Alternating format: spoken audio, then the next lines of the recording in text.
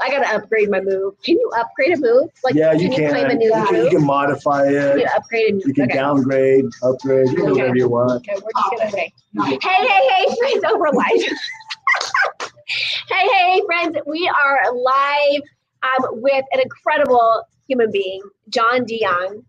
Thank you. We've been filming behind the scenes. So we were just talking about our favorite dance moves. Oh, keep it going. Here we go. You can do a little shoulder chest pop. Shoulder. You guys are going to check it out. We're going to take some behind the film footage with some hip hop dance moves. Yeah. I'm super excited. You're going to become so famous. That's right.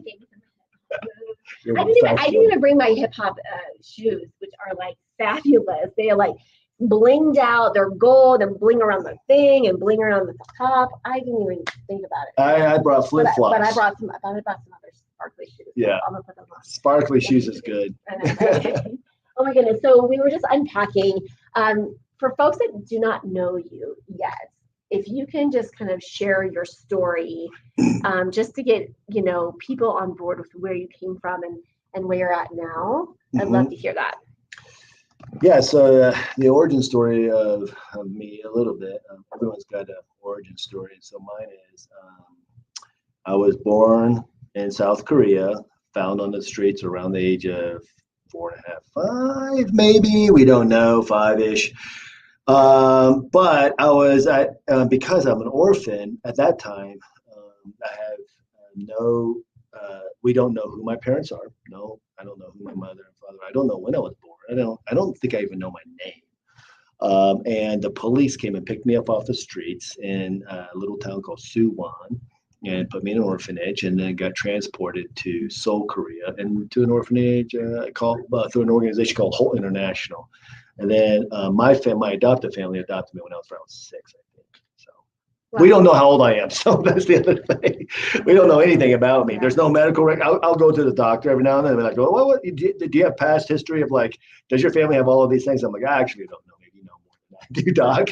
But I have there's no medical history or anything on me. So, yeah. And that's, honestly, that's really interesting because, when we think about like our birth date and, the energy around that, and just, I think anything that I've ever done, going in and seeing an astrologer or just doing any energy work, they always ask, when's your birthday? Because I think that sets a tone, depending on what day you were born and what season, and was it a full moon? It's like all these things like have an impact of kind of our story. So then you can't really go get there's no data on me, like horoscopes or anything like that.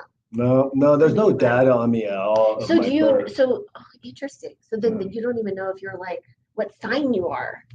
Well, I do believe the orphanage gave me a birth date prior to when they picked me up. But that was a given thing, not they gave me a name and they gave me a birth date. Yeah, and then the birth date, I think, was just put on a little card, like on my chest. I don't think I've ever. I mean, I'm going to ask everyone out here, have you ever heard of that happening before? Like you were just given your name, given your birth date, like, here's these facts. No, like I've never met a person that was the case. Right. And name's important. Like the name, who you're called. Yeah. Who you're called, the energy of it, the date of your birth, like, and the time of your birth, like it's really important also. I'm sitting next to a unicorn. Well, you want to hear an interesting fact? So my given birth date is January 6th. My given name is John. So if you look at John 1:6 in the Bible, this is the verse. And I only found this out. I only found this out through a friend of mine, like maybe 10 years ago. So I'm slow on the pickup.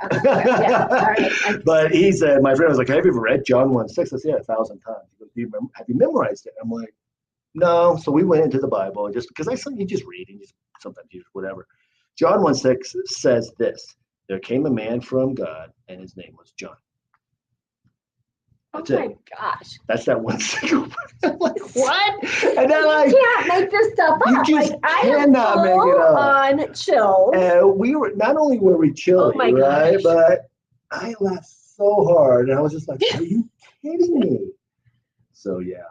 I mean, I am like full on. Look up John 1:6. I'm telling you. Oh my gosh. Messed me up for a while because I just sat there and I was like, so what is that? So you know how you talk about meaning and there's purpose, right? I'm like, what is that? There you go. There's your divine intervention. Exactly. So maybe the other stuff wasn't relevant. Exactly. Maybe it is, maybe it isn't. But it's all of those components like shape you, right? I look back at my orphan years or my orphan story, and I don't have an orphan heart anymore. But I realized I had an orphan heart for a while, right? I didn't feel accepted. I was gonna say, okay, that's what I mean by that. Okay, I just want to make sure. Yeah, I wasn't attaching to love to anyone, even myself.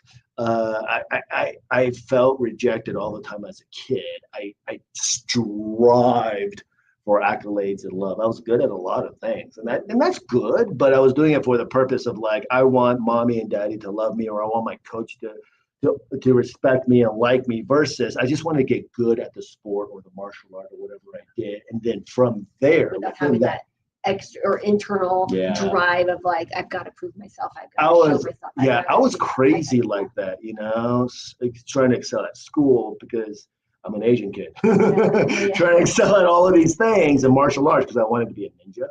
Like totally wanted to be a ninja. So I was like fighting all the time. You're a ninja? Okay. There you go. That's awesome. Do you not know that? Like, just like my ninja office. It is. When I talk to people, I was always like, I have this practice and then I have my ninja office. Yeah. So but that was a struggle of mine, and then that slowly shed. Yeah, I have to say, I don't think you're alone on that. I don't think you're alone on that, and whether you whatever our upbringing is like, because I struggled with that myself. Again, I had to be proving myself because of my own stories that was coming up, and not feeling loved enough and not feeling enough. Yeah. And I had to prove myself. I was constantly in a proving mode, and I remember up until I was in my undergrad, I cannot share any. What I want to share, I cannot share on this device, but I'll just say I really was like, okay, that was for these people. And it wasn't until I finished my master's degree that I really took ownership that this was for me because I wanted it, not because I had to prove myself, but this is what I felt called to do. And I needed that piece in order to do what it was doing. And that for me, again, my full circle story was I, had an abusive past. And so I wanted to help children going through abuse. Right. Awesome. And so I opened a counseling center, and I, again, we were talking on our Talking with Terry TV show, which you're going to have to watch because there might be some tears. There might be some really powerful moments. And so I'm going to make sure that you guys tune in and watch that. Okay. But I think where was I going with that? We were talking about the full circle stories. And I think for a lot of people that are really feeling, quote, called, I just realized that this photo is in my eyeball. Sorry, I look like a pirate. There you go.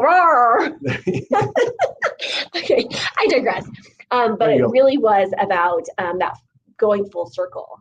And I think a lot of folks out there have experienced that feel really called to do what they just can't shut it off. Like, honestly, talking with Terry was something that it was like a download that I had many, many years ago. And I was like, I kept shutting it off. And I was like digging.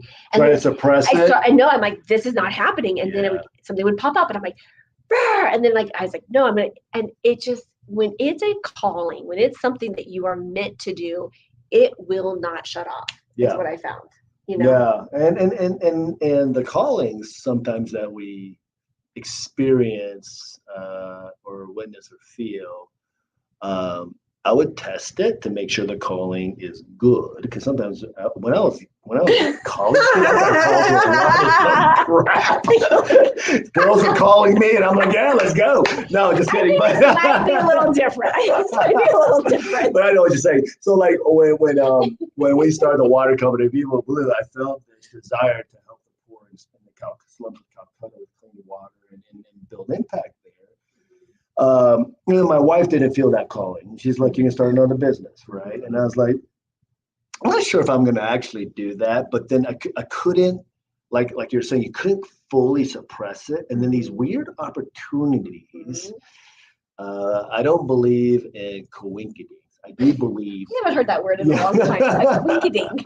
I believe Hashtag in a path. winky-dink. Yeah. I believe a path is set forth, and you just either step in or you step out. Yeah. You either accept it or you rebel. And I was initially a rebelling. Nothing against my wife or anything. I think she hadn't felt that. I did. It wasn't her path. It wasn't her path, but it's been really, really neat. And when I stepped in, things changed, shifted in our family, and now she's like, oh my gosh, she's my biggest supporter. It only took her a couple of weeks, and it was right. but one of my biggest supporters. And so in that, I really did see and experience, the journey, and I'm still on it, and it's exciting, it's difficult, it's terrifying, it's frustrating. I have anxiety sometimes. You want to throw up, all the things. But then when yeah, yeah, but it's cool. It is. Yeah. Where we've gone and again, there's some false summits, False summits, exactly. There's some false summits. And but if we can stop and really enjoy the process, because sometimes we get so laser focused on the destination, and we're just like, let's just get there. But if we can stop and pause and really embrace the journey, as cliche as that sounds, but just really finding the fun and the joy, within it. Yeah, I love that. A mentor said to me, he goes, because, I have like these business goals or whatever. He goes, stop pursuing the goal. Mm-hmm. You built this on values and purpose. Cultivate value and purpose in your company, and the goal will sort of come. And I think we get so stressed out. I do personally, about just like, I need to meet that goal. I need to meet that goal. I need to meet that goal. The goal will come if you continue to sit in your value. You're like bringing stories alive, and you're bringing people together. You're bringing community. Those are your values and purposes of why you're doing this show, and communicating with people and drawing people into a community where we can have these conversations. Keep doing that. The goal will come. It doesn't mean that you don't set it. I just I know for me, I get so focused on that goal and that. So we had a goal of, let's say, serving, X amount of people over, an X amount of time. And I just did a calculate. We have just closed and pushed past 500,000 people being served in a short amount of time of our company. The only way that I could achieve it is partnering with organizations that actually do this. So I just sort of focused on meeting those people, and things sort of, it's hard. And I don't want to negate that by what you just said, because in our episode that you will be wanting to make sure that you watch, you had talked about that one device that you have. He has this water filtration system that is powerful. Let me grab this right. Is a powerful water filtration. This one device, this one unit, can serve one family for years. And it can just continue to, perfect. And what you were talking about, I was so blown away when you were talking about how this one thing that we in the U.S. in the U.S. take completely for granted. I mean, how many of us take clean water completely for granted? I know. A little bit in the last episode about like Montezuma's revenge, right? So imagine if all the water in America was like that. Like, how important would clean water then suddenly be? And so the ripple effect we were talking about is like, hey, one clean water filter inside a single family home in Africa, India, South America, or wherever it's necessary, can economically change, educationally change, raise the quality of life, and it can change the community because it puts money back into the family, keeps the kid in school, allows the mother or father to continue to work. And you can see all those mechanisms working. And if the kid is going to school, there's a chance for them, a greater chance of walking out of poverty, right? Because now they're being educated. Mom's working, she's making more money, $1.50, $2 a day. if she's sick, she's missing out on that money. So that comes back into the family. The kid gets sick because of dirty water. Now, because of clean water, the child is not sick, so she's not spending money on medical bills and medicine. And she's working, and all of that stuff, all those mechanisms are going. So if the family unit is increased in that economic value, right? It's not just about money, but it does matter, right? Guess what? She's spending more money in the market. She's buying him a new backpack, maybe some sandals, and the economy in that little community starts to grow. And so that it impacts, starts with that family and then just goes boing out into the community. So it's so profound. It's so profound to think about how one thing, clean water, can have a ripple effect. Yeah. And so what you said, 250,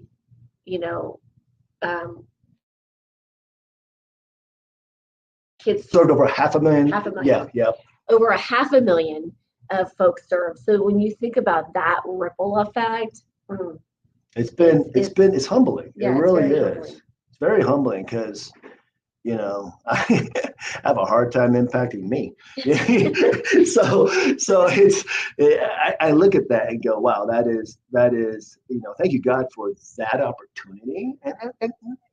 And it's not everyone is, doing that, but like I said, in your family, in your community, in your neighborhood, or wherever it is, we can all make an impact. I mean, we can all be a part of the journey, the story. I mean, you're in chapter 4, there's 24 chapters or whatever it is. It's just, hey, it's awesome. And that story is riddled with some cool stuff, tough stuff, beautiful stuff, awesome stuff, celebration, sadness, all those things makes a beautiful story. I love it. I love it. Oh my goodness. So I want everyone to check out his story.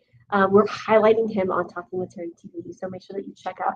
We were planning on doing one episode, but we were just so taken by his story and his experience and his journey that we actually did 2. Okay, you get 1 and a bonus. Okay, so which was also humbling. I didn't know they only did 1. So, I know, right? And we're gonna also we're gonna check out and make sure that you follow us, make sure that you like us and subscribe, because we're gonna do some behind the scenes dance move, and that's about to happen. So make sure you come and check that out. We'll be uploading that soon. Where can people connect with you and find more about you? Yeah, so you can go to our website and vivoblue.com without the E, so it's BLU.com. And there you can purchase our sort of what we call our Freedom Bundle, which is a backpack, which is something, it's like a portable water bladder backpack with backpack straps, so you can carry water with you, and our filter fits in there. And I will just say this, because your filtration system is great for, third world countries, but it's also important here in the US. Yes. Because we have chemicals in our water. And you pointed out something to me the other day, and it just stuck in my head. And I will be honest, every time I look at my dog, I can't look at my dog, because we were talking about how I have like a little white ring on the dog bowl, and which shouldn't be there. Right. Because there's some chemical in there that's creating that, and it's not necessarily clean water. So I'm going to get some sort of filtration for our system, for our home, and you're going to recommend which one I should get. Yeah. But I'm going to get one for our dog's water, as well as I'm going to experiment, because I'm going to say this. We have the filter that's on the refrigerator, and I don't know if that's a good one. You can get your water tested. Okay, I'm going to test it. You're going to show me how, and we're going to tell you. Yeah, one of my friends said, hey, so we tested our water very similar to the way my wife and I tested our water where we lived, and he said it's actually not good. And so I said, well, here's what you can do. Why don't you go test my filter? And so the way he tested our filter is he went to the local lake, used my backpack, put it in, and then got that water tested, and that water tested clean out of the lake. And then he went and said, okay, so then he just built his system at home with my filter and stuff. I love it. He went to the worst water possible, just on the street. I know, right? Right. Okay. Well, and so it's great for hiking, backpacking, RVs, emergency preparedness. There's a lot of times where you'll have like a boiler alert that pops up. Oh my gosh, we're gonna connect you to Adina Anderson. We have her on here, and she's a traveler. She does all sorts of things, and she was giving us travel hacks, up in the mountains and at the beach and everywhere. And so this is going to have to go. Adina, we're going to have to get you one of these, girl. Okay, for your travels and your adventures. Yeah, these are great because you can hang this backpack on a tree. You can put it, and when it's filled with water, it like literally stands up on its own, and it's its own little spigot. So it has a ability to save people from boiler alerts, RVs, or anything like that, and it's good. Camping, hiking is great. You just if you instead of taking 300 bottles of water up there, that's a lot of plastic. You can just take one of my filters and just hang it on a tree, and everyone gets clean water. Yeah, and it's reusable. It's for long term. Yeah, I love it. For years. For years. I love it. Okay, John, we're gonna vivablue.com. We're gonna drop that. I'm gonna put that down in the chat here, so people can connect with you. And actually, you know what? Let me just do this. Yeah, I'm gonna do that. I'm gonna put it in the chat. And on social media, it's Vivo Blue without the E, water. All right, I'm putting that in there, and that is loading up. So, all right, my friend, you are absolutely just a treasure. Treasure. You're okay. Awesome. A gift from God, right? Yeah. All right, my friends. Until next time, always be bold, be brave, be fearless, be the magic of you. Massive love, and make sure to check out our upcoming episodes.